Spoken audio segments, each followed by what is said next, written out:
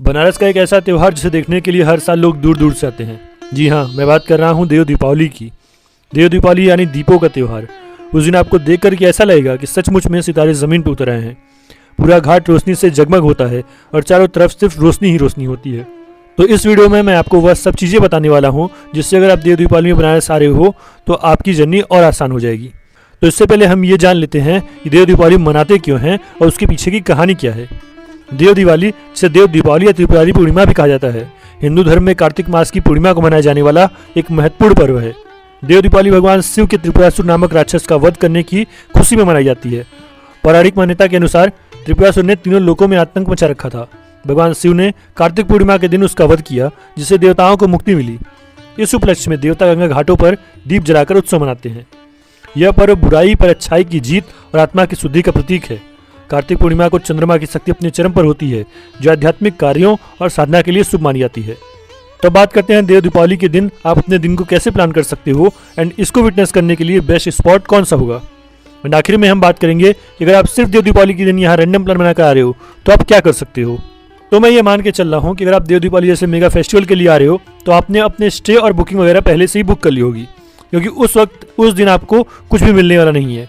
तो आप अपनी जर्नी स्टार्ट कर सकते हो सुबह सुबह काल भैरव और काशी विश्वनाथ के दर्शन करने के साथ। अब ये सब करने में आपको थोड़ा टाइम लगेगा, क्योंकि उस दिन काफ़ी ज़्यादा भीड़ होने वाली है। सुबह जितनी जल्दी निकल जाओगे उतना ही सही रहेगा। इसके बाद आप गदलिया पे लोकेटेड कुछ फेमस एंड लोकल शॉप्स पे बनारसी फूड एंजॉय कर सकते हो, वहाँ पे शॉपिंग वगैरह कर सकते हो। मोस्ट ऑफ द जो शॉप्स है वो आपको वहीं पे मिल जाएंगी, ज़्यादा दूर जाने की जरूरत नहीं पड़ेगी। अब दोपहर में आप चाहो तो मार्केटिंग वगैरह कर सकते हो या अपने होटल पर जाकर के थोड़ा रेस्ट कर सकते हो और शाम की प्रिपरेशन कर सकते हो। अब इस दिन घाटों पर चहल पहल तो हर टाइम ही रहेगी, लेकिन शाम होते ही भीड़ और बढ़ने लगेगी। तो अगर आपको थोड़ा घाट घूमना है तो आप अपने होटल से पहले ही निकल आओ, ताकि आप अच्छे से घाट वगैरह घूम पाओ और सही टाइम पे अपने बोट के पास पहुंच जाओ। अब अगर आपने अपनी बोट बुक की है तो सबसे अच्छा है, क्योंकि सबसे अच्छा जो व्यू होता है वो बोट से ही मिलता है। लेकिन अगर आपने बोट नहीं बुक की है तो भी कोई दिक्कत नहीं है। मैं कुछ स्पॉट्स बता दे रहा हूँ जहाँ से आप इजिली जा करके फायर क्रैकर्स हो, लाइट्स हो, ये सब जो है वो आराम से इंजॉय कर सकते हो, देख सकते हो। तो अगर आप बोट से जा रहे हो तो आप अपने बोट के पास 5 साढ़े 5 के आसपास में पहुंच जाओ, क्योंकि उस टाइम से लेकर के लगभग जब तक लाइटिंग होती है आप आराम से एंजॉय कर सकते हो। जितनी आप लेट करोगे तो आपको और दिक्कत होगी। लेकिन अगर आप पैदल जाकर के घाट वॉक कर रहे हो और घाट का व्यू लेकर के एंजॉय करना चाहते हो तो आप कुछ स्पॉट्स पे जा सकते हो, जैसे काशी विश्वनाथ के गंगा द्वार पे जा सकते हो। इसके अलावा चेतसिंह घाट के पास में जा सकते हो, नमो घाट के पास में जा सकते हो। अब ये लोकेशन वो लोकेशन है जहाँ पे कुछ ना कुछ इवेंट होते हैं, जैसे चेतसिंह घाट पे लेजर शो होगा उस दिन, जो कि अलग अलग टाइमिंग पे हाफ एन आवर के करीब में चलता है।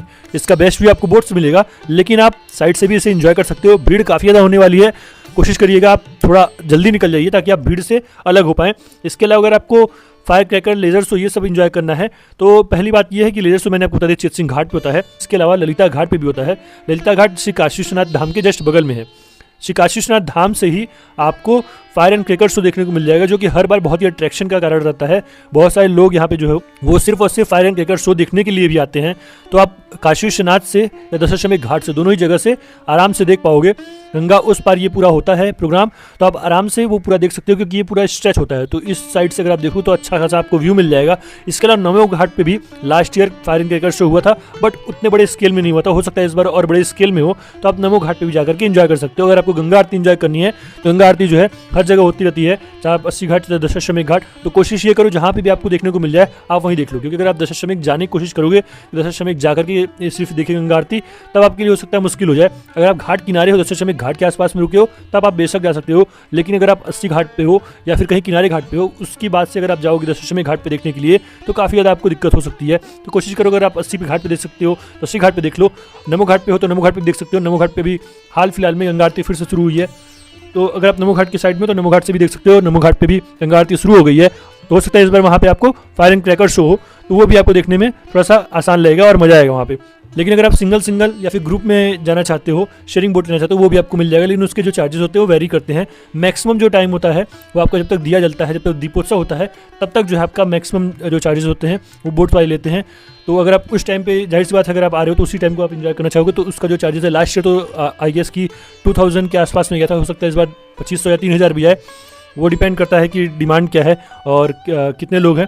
तो ये सब सारी चीज़ें हैं, तो आप अच्छे खासे फोटोज़ वगैरह ये सब खिंचवा सकते हो, सारी चीज़ें कर सकते हो और उसके बाद आप आराम से चेकआउट कर सकते हो। थोड़ा घाट वगैरह घूम सकते हो। एक बार जब दीप सभी बुझ जाते हैं उसके बाद बोट्स के जो चार्जेस होते हैं वो लगभग थोड़े से नॉर्मल हो जाते हैं। तो अगर आपको उसके बाद अगर बोटिंग वगैरह करनी है तो आप अपना आराम से बोटिंग वगैरह कर सकते हो। उस समय थोड़े चार्जेस होते हैं वो गिर जाते हैं। नॉर्मल जो चार्जेस हैं, जैसे अगर आप नॉर्मल डेज में आओगे तो वो 100-200 इतने ही रुपये होते हैं, ज़्यादा नहीं होता है।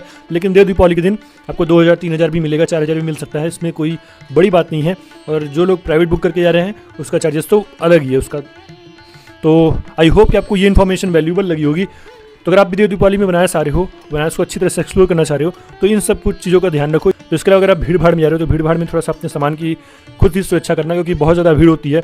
और कोशिश करो कि आप भीड़ से थोड़ा अलग ही रहो, क्योंकि उसमें भीड़ में जाने का कुछ मतलब नहीं बनता है। दूर से रह करके देखोगे तो वो ज़्यादा सही रहेगा। और इसके साथ साथ अगर छोटे बच्चे हैं, महिलाएं हैं, तो उनका ख्याल रखो, आप थोड़ा सा भीड़ से को अवॉइड करो। और बस यही सारी चीज़ें। अगर आपकी कोई क्वेरीज हो, अगर आप पे कोई सवाल हो, अगर आप पूछना चाहते हो तो आप कमेंट करके बता सकते हो। इसके अलावा हमारी इंस्टा आईडी भी है काशी टेल्स की, तो आप उस पर डायरेक्ट कमेंट करके बता सकते हो। उसमें मैं जितने भी टिप्स होते हैं वो सभी शेयर करता हूँ। अगर आपको कोई पैकेजेस वगैरह लेने हैं तो मैं उसके रिगार्डिंग भी आपको कुछ सजेस्ट कर दूंगा। तो चलो, आई होप कि आपको ये वीडियो पसंद आई होगी। वीडियो पसंद आई तो बस लाइक शेयर सब्सक्राइब कर देना। मिलते हैं आपसे नेक्स्ट वीडियो में, तब तक के लिए हर हर महादेव।